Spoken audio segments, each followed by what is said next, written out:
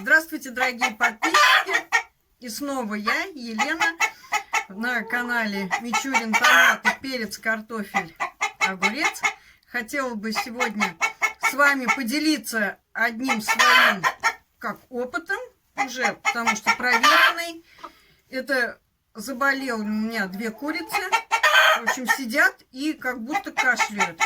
Век сроду их не лечили, антибиотики нам неприемлемы, мы этим не пользуемся. Вы знаете, как-то вычитала в одной газете, да, про лук, сок лука. Взяла и попробовала натереть, думаю, все равно они, в общем, уже, не знаю, будут жить, не знаю, не будут жить, но, в общем, они не несутся. И лук, я думаю, это очень, и не вредно.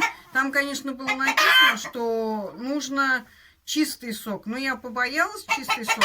Протерла лук, отжала, да, и сок, я разбавила 1 килограмм, так как боюсь это. И, пожалуйста, ловить их не надо было, они сидели спокойно. Вот теперь я вышла уже 3-й раз им дать, уже не могу даже поймать. Так что, если у вас какие-то проблемы, я думаю, даже это не от кашля, может быть, еще от многих заболеваний, от любых воспалительных заболеваний. Но это я так вам, как дилетант, говорю. Так что попробуйте, может, поможет.